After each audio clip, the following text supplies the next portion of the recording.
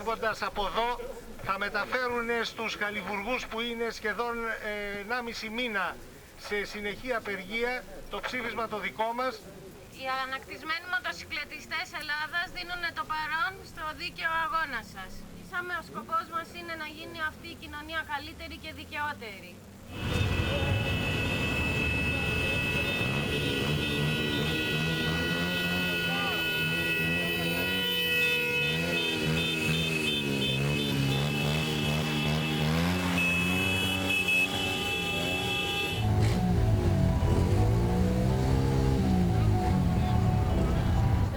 Ψήφισμα των εργαζομένων του Άλτερ για τους εργαζόμενους στην ελληνική χαλιβουργία.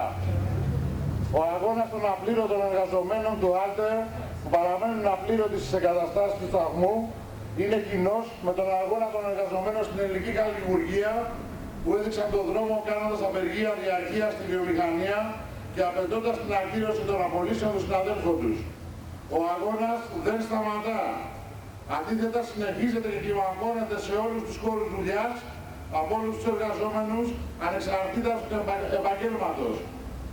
Όλοι πρέπει να καταλάβουν ότι κινδυνεύουν ανά πάσα στιγμή να βρεθούν στη θέση μας ή στη θέση των εργαζομένων στην ελληνική χαλιβουργία. Η οικονομική κρίση αποτελεί ιδανική ευκαιρία για τους εργοδότες να εφαρμόσουν τα σχέδιά τους σε βάρος των μισθωτών. Το ίδιο το κράτος τους έδωσε το δικαίωμα να προχωρήσουν σε περικοπές μισθών, παράνομες απολύσεις προσωπικού, μη καταβολή δουλευμένων, περιστασιακή ανεργία. Εμείς δεν θα τους αφήσουμε. Να καταλάβουν ότι θα βρουν εμπόδιο στις επιδιώξεις τους, τους εργαζόμενους όλων των κλάδων που είναι αποφασισμένοι να παλέψουν μέχρι σε σχάτων για να διεκδικήσουν αυτά που ορίζει ο νόμος. Απευθύνουμε αγοριστικό χαιρετισμό στους εργαζόμενους της ελληνικής χαλιβουργίας και δηλώνουμε ότι στεκόμαστε στο πλευρό τους στο δίκαιο αγώνα τους.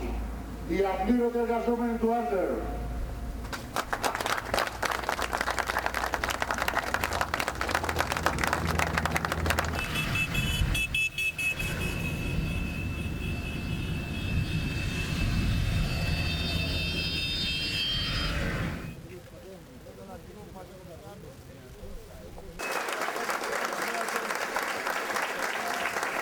Καλησπέρα συνάδελφοι.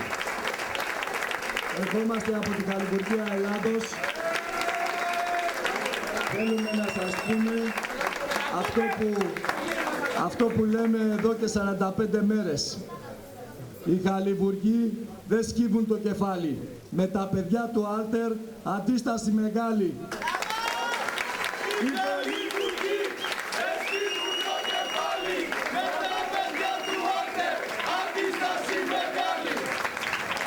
Ο αγώνας σας είναι ένας αγώνας που γίνεται καθαρά, δίκαιος. Έχετε δίκαιο να λέτε ότι πρέπει να πάρουμε τα δεδουλευμένα μας. Κανένας δεν έχει το δικαίωμα να μας στερήσει αυτό που κάνουμε, δηλαδή την εργασία μας, και για αυτό που κάνουμε να πληρωθούμε όπως πρέπει. Όποιος το κάνει αυτό, όπως και να λέγεται, σίγουρα δεν είναι Έλληνας και δεν πρέπει να ζει σε αυτή τη χώρα.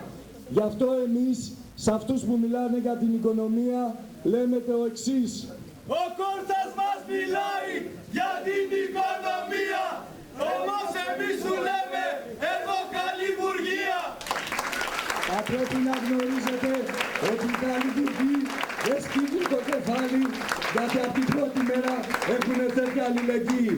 Λίγη από την αλληλεγγύη που έχουμε από όλη την Ελλάδα, από όλη την Ευρώπη και από όλο τον κόσμο, σας φέρνουμε σποραδικά εδώ πέρα, ζητώντας από εσάς να σταθείτε στο ύψος των περιστάσεων, ψηλά το κεφάλι. Δεν μπορούν να μας νικήσουν, δεν μπορούν να μας νικήσουν, γιατί εμείς έχουμε το δίκαιο. Αυτό θα το καταλάβουν αργά ή γρήγορα. Μακάρι τα αφεντικά σας αύριο να σας πληρώσουν και να ανοίξει το κανάλι, γιατί εμείς λέμε το εξής.